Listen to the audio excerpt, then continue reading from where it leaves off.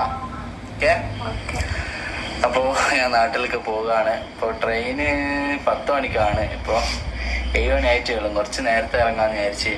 Block കാര്യമായിട്ട് കുടുങ്ങി പോകണ്ട. പിന്നെ ഇവിടെ നിൽക്കുന്നവർക്കും ഞാൻ കുറേ ലേറ്റ് ആയിട്ട് പോകുമ്പോൾ ഇടങ്ങാറാണല്ലോ. അപ്പോൾ ഒരു അങ്ങനെ നിന്നോളും. എന്തുണ്ടെങ്കിലും വിളിച്ചാൽ മതി. സ്പോട്ടിൽ എത്തും കേട്ടോ. ഓക്കെ, എന്നാ പോട്ടെ. അസ്സലാമു അലൈക്കും വറഹ്മത്തുള്ളാഹി വബറകാതുഹു. ഏവർക്കും എൻ്റെ വ്ളോഗിലേക്ക് ഹൃദ്യമായ സ്വാഗതം. ആദ്യമായി വീഡിയോ കാണുന്നവർ തുടർന്ന് വീഡിയോ ലഭിക്കാൻ സബ്സ്ക്രൈബ് ചെയ്ത് ബെൽബട്ടൺ അമർത്തി ആളമർത്തുക. വീഡിയോ ഇഷ്ടമായാൽ ലൈക്കും ഷെയറും കമൻറ്റും ചെയ്യുക.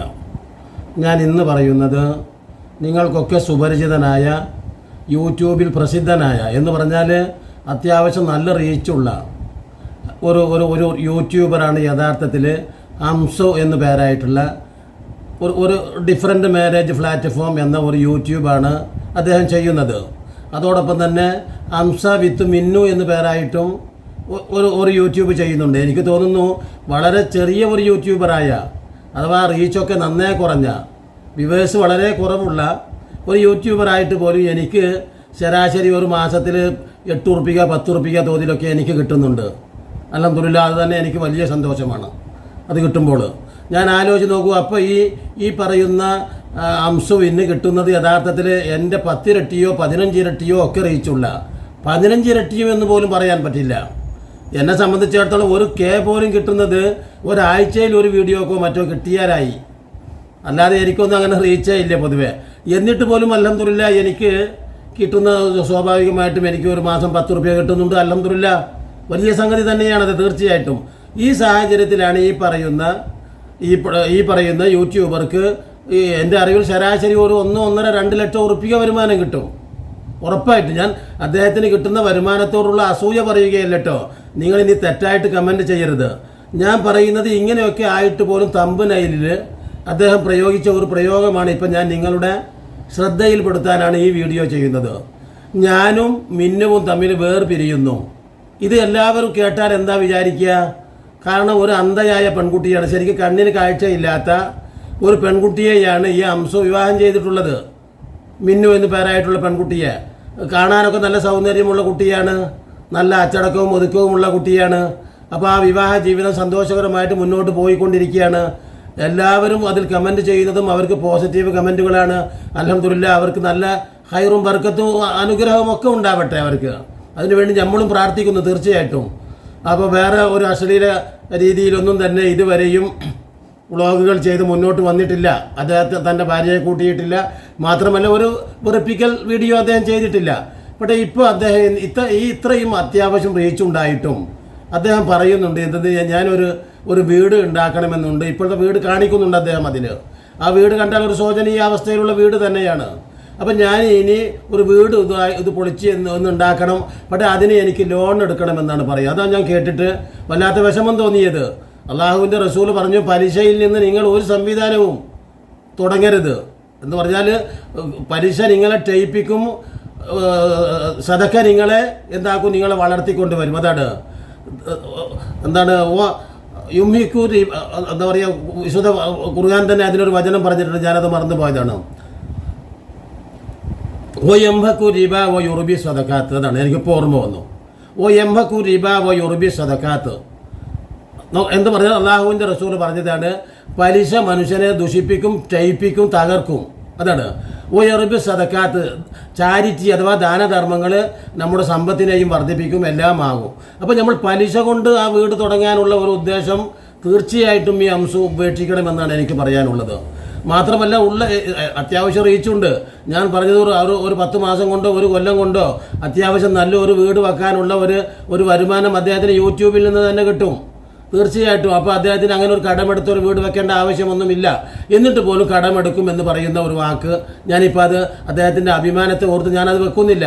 പക്ഷേ ഇപ്പം ഞാൻ പറയുന്നത് ആ തമ്പനൈലിൽ തന്നെ എന്താ അദ്ദേഹം പ്രയോഗിക്കുന്നത്, മിന്നുവും ഞാനും തമ്മിൽ വേർപിരിയുന്നു. ഇത് കേട്ടാൽ എന്താ, നമ്മളെല്ലാവരും ഓടി വന്ന് നോക്കും, നഹൂദു ബില്ലാ, എന്തൊരു പരീക്ഷണമാണ്, ഇപ്പം തന്നെ ഈ കുട്ടിയെ വിവാഹമോചനം ചെയ്തോ ഈ അംസു എന്നെല്ലാവരും ദുഃഖിക്കുന്ന ഒരു അവസ്ഥ ഉണ്ടാക്കുന്ന, ഒരു തെറ്റിദ്ധരിപ്പിക്കുന്ന, അത് തന്നെ എങ്ങനത്തെ തെറ്റിദ്ധരിപ്പിക്കലാണ്? ഒരു പ്രയാസകരമായിട്ടുള്ള തെറ്റിദ്ധരിപ്പിക്കൽ ഉണ്ടാക്കുന്ന ഒരു വാക്കാണ് അദ്ദേഹം ആ തമ്പനയിൽ കൊടുത്തത്. ഇതിപ്പോൾ മിക്ക ഉസ്താദുമാരും ഇങ്ങനെയൊക്കെ ചെയ്യുന്നുണ്ട്. ആ റസാ വ്ളോഗ് ഞാൻ പലവട്ടം പറഞ്ഞിട്ടുണ്ട്. റസാ വ്ളോഗ് അദ്ദേഹം ഒരു പള്ളിയിലെ ഖത്തീബാണ്. അദ്ദേഹം ചെയ്യുന്ന ഓരോ വീഡിയോയിലും അർത്ഥവത്തുണ്ട്. പക്ഷേ അദ്ദേഹം തമ്പനയിൽ വൃത്തികേടുകൾ അഥവാ ഒരിക്കലും പാടില്ലാത്ത, ഒരു വിശ്വാസി പ്രയോഗിക്കാൻ പാടില്ലാത്ത, ഒരു സാധാരണ മനുഷ്യൻ പോലും ഉപയോഗിക്കാൻ പാടില്ലാത്ത അത്ര രീതിയിലുള്ള മോശമായിട്ടുള്ള തമ്പനയിലുകളാണ് ആ റസാ വ്ളോഗിൽ ആ ഉസ്താദ് പോലും വെക്കുന്നത്. അപ്പോൾ എന്തിനാണ്? മാത്രമല്ല അദ്ദേഹം ഒന്നും രണ്ടും ഒക്കെ അദ്ദേഹത്തിൻ്റെ വ്ളോഗുകളുണ്ട്. എനിക്ക് പൈസ ഒന്നും ഇല്ല, വാങ്ങേണ്ട, ഞാൻ മോണിറ്റൈസ് ചെയ്യുന്നില്ല എന്നൊക്കെ പിന്നീട് അടുത്ത കാലത്ത് അതൊക്കെ പൊളിഞ്ഞു. വെറുതെ പറയാണ്. അദ്ദേഹം വീണ്ടും വേറൊരു ചാനൽ തുടങ്ങി. തീർച്ചയായിട്ടും വേറെ പൈസ കിട്ടുന്നില്ലെങ്കിൽ എന്തിനാണ് പിന്നെയും ഇങ്ങനെ കൂടുതൽ വ്ളോഗുകൾ തുടങ്ങുന്നത്? അപ്പോൾ പൈസ കിട്ടി കണ്ടിട്ട് വീണ്ടും ഇനി മൂന്നാമത്തെ ചാനൽ പോലും അദ്ദേഹത്തിനുണ്ട് എന്നാണ് എനിക്ക് തോന്നുന്നത്. ഞാൻ പറയുന്നത് വെറും കള്ളത്തരം പറയുകയും അതോടൊപ്പം തന്നെ ഈ സെക്സ് ട്രെൻഡുകൾ ഉണ്ടാക്കുകയും റീച്ച് കൂട്ടുന്നതിന് വേണ്ടി കൃത്രിമ മാർഗങ്ങൾ എല്ലാവരും സ്വീകരിക്കുന്നുണ്ട്. എനിക്ക് തോന്നുന്നു ചില റീച്ചൊന്നുമില്ലാത്ത ഒരാൾ പൈച്ചവനക്ക് പന്നിയിറച്ചി ഹലാൽ എന്ന് പറയുന്നത് പോലെ വിശന്നവൻ അത് ജീവിക്കാൻ വേണ്ടി എന്തെങ്കിലും അറാമായ ഭക്ഷണം പോലും തിന്ന് നിലനിർത്തുന്നത് ഒരു വലിയ തെറ്റല്ല എന്ന് പറയുന്നത് പോലെ ഒരു റീച്ചൊന്നും ഇല്ലാത്ത ആളുകൾ എന്തെങ്കിലുമൊക്കെ ആകർഷിച്ച് തമ്പനയിലൊക്കെ തരത്തിൽ കൊടുത്തിട്ടുണ്ടെങ്കിൽ തെറ്റില്ല. കാരണം അത് അവർക്ക് എങ്ങനെയെങ്കിലും റീച്ച് കിട്ടുക, അല്ലെങ്കിൽ അത് വൈറലായിട്ട് എങ്ങനെയാണ് കിട്ടുക. പല യൂട്യൂബേഴ്സും പലതും പറയുന്നുണ്ടല്ലോ റീച്ച് ആവാൻ വേണ്ടിയിട്ടുള്ള. അപ്പം ഞാൻ പറയുന്നത് അതല്ല. അപ്പം മനുഷ്യനെ ദൂഷിപ്പിക്കുന്ന ഘടകങ്ങളാണ് സമ്പത്ത്. അമിതമായിട്ട് സമ്പത്തിനോടുള്ള ആർത്തി, അധികാരത്തോടുള്ള ആർത്തി, സ്ത്രീകളോടുള്ള ആർത്തി എന്ന് പറഞ്ഞാൽ അവിഹിതമായിട്ടുള്ള സ്ത്രീകളോടുള്ള ആർത്തി. സ്വന്തം ഭാര്യ സുന്ദരിയാണ്, ഇവിടെ എന്നാലും അപ്പുറത്തുള്ള ഒരു വേശ്യയോട് യോജിച്ച് ഒരു വേശ്യയിൽ നിന്ന് വ്യഭിചാരം നടത്തണമെന്ന എന്താ പറയുക, സ്വന്തം ഭാര്യ ഉണ്ടായിട്ടു സുന്ദരിയായ ഭാര്യ ഇപ്പുറത്തുണ്ട്, എന്നാൽ പോലും അപ്പുറത്തുള്ള ആ വൈരൂപ്യയായ ഒരു വേശ്യയെ, മഹാരോഗങ്ങളുമായി പേര് നടക്കുന്ന ആ വേശ്യയോടൊന്ന് ലൈംഗിക ബന്ധത്തിൽ ബന്ധപ്പെടാൻ, അല്ലെങ്കിൽ ഒരു അന്യ സ്ത്രീയുമായിട്ട് ലൈംഗിക ബന്ധത്തിൽ ഏർപ്പെടാനുള്ള ഒരു കൊതി പിശാചുണ്ടാക്കുന്നതാണത്. അതുപോലെ തന്നെ അധികാരം, അള്ളാഹുവിൻ്റെ റസൂൽ പറഞ്ഞു അധികാരത്തിലെത്തുന്നവൻ സൂക്ഷിക്കണം. അപ്പോൾ എന്താണ്? അധികാരം ദൂഷിപ്പിക്കും. ഗാന്ധിജി പോലും പറഞ്ഞു പരമാധികാരം പരമാവധി ദൂഷിപ്പിക്കും. അപ്പോൾ സമ്പത്ത് ദൂഷിപ്പിക്കും. അള്ളാഹുവിൻ്റെ റസൂൽ പറഞ്ഞു നല്ല സമ്പത്ത് ഒരാൾക്ക് അള്ളാഹ് കൊടുത്താൽ അയാൾ പിന്നെയും, അഥവാ ഒരു ഉഹദ് മലയോളം അള്ളാഹു ഒരാൾക്ക് സമ്പത്ത് കൊടുത്തു, സ്വർണം കൊടുത്തു എങ്കിൽ അയാൾ രണ്ടാമത് അയാളുടെ പ്രാർത്ഥന അള്ളാഹുവെ എനിക്ക് ഒന്നുകൂടെ ഇതുപോലുള്ളത് തരണമേ എന്നായിരിക്കും. അപ്പോൾ ഇത്രയാണ് ആർത്തി. ഒരിക്കലും മനുഷ്യനെ സംബന്ധിച്ചിടത്തോളം അവസാനിക്കാതെ അവൻ്റെ മരണത്തിലും ഇങ്ങനെ എന്താ പറയുക, കുറുക്കൻ ചത്താലും കുറുക്കൻ്റെ കണ്ണ് കോഴിക്കൂടിലേക്ക് തന്നെ എന്ന് പറഞ്ഞ പോലെയാണ് നമ്മളൊക്കെ ജീവൻ പോവുകയാണെങ്കിലും സ്വാഭാവികമായിട്ട് നമ്മളെ കണ്ണ് മുഴുവനും ഈ ഭൗതിക ലോകത്താണ്.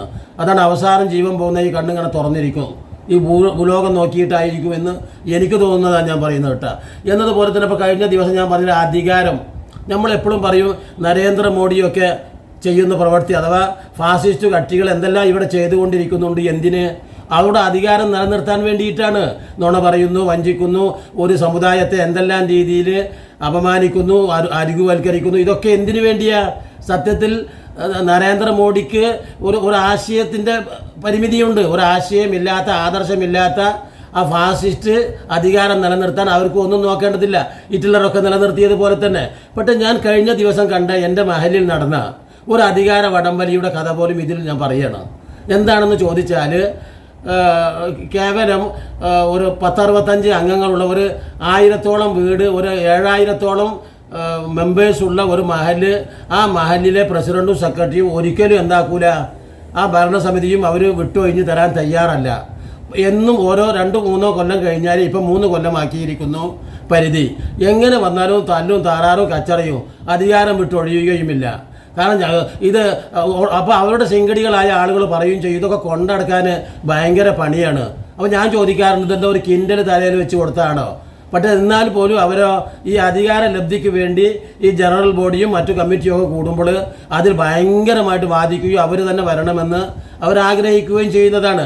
അപ്പം ഞാനിപ്പോൾ കഴിഞ്ഞ പ്രാവശ്യം നടന്ന, ഞാൻ പറഞ്ഞല്ലോ, ഈ ആദർശമില്ലാത്ത മോഡി പോലും അധികാരത്തിന് വേണ്ടി നുണ പറഞ്ഞും ഉപദ്രവിച്ചും പ്രയാസപ്പെടുത്തിയും ഈ വലിയ അധികാരം നിലനിർത്താൻ ഇങ്ങനെ പാടുപെടുമ്പോൾ അതിൽ തെറ്റില്ല.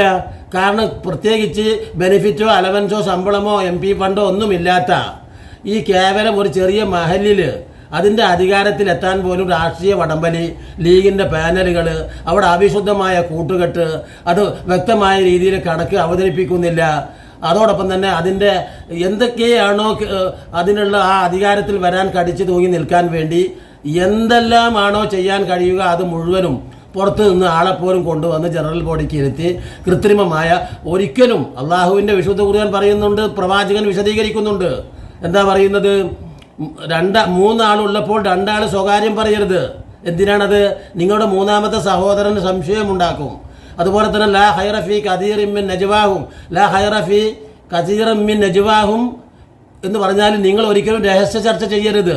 അപ്പോൾ ഇതൊക്കെ ഇവരെ സംബന്ധിച്ചിടത്തോളം ഈ അധികാര വടംവലിക്ക് വേണ്ടി അവരോടൊപ്പം നിന്നുകൊണ്ട് ഈ ഇമാമും ഈ പണ്ഡിതനൊക്കെ ഒത്താശ ചെയ്ത് കൊടുത്ത് വീണ്ടും ആ അധികാരത്തിലേറുമ്പോൾ ഞാൻ പറയുന്നത്, അപ്പം മോഡിയൊന്നും ചെയ്യുന്ന അധികാരാർത്ഥിക്ക് യാതൊരു തെറ്റുമില്ല എന്ന് പറയുകയാണ് ഞാൻ. അപ്പോൾ ഈ മൂന്ന് രീതിയിലുള്ള ഇതാണ് ഞാൻ പറഞ്ഞത്. ഇപ്പോൾ ഈ ഡിഫറൻറ്റ് മാരേജ് പ്ലാറ്റ്ഫോമിൽ അംസക്ക് അത്യാവശ്യം വരുമാനം കിട്ടിയിട്ട് പോലും അദ്ദേഹം എന്തിനാണ് ഇത്തരത്തിലുള്ള ഒരു തമ്പനയിൽ പ്രയോഗിക്കുന്നത് എന്ന് പറഞ്ഞുകൊണ്ട് ഇനിയും നല്ല നല്ല വീഡിയോകളുമായി നിങ്ങളെ കണ്ടുമുട്ടുന്നത് വരെ നിങ്ങൾക്ക് നന്ദി.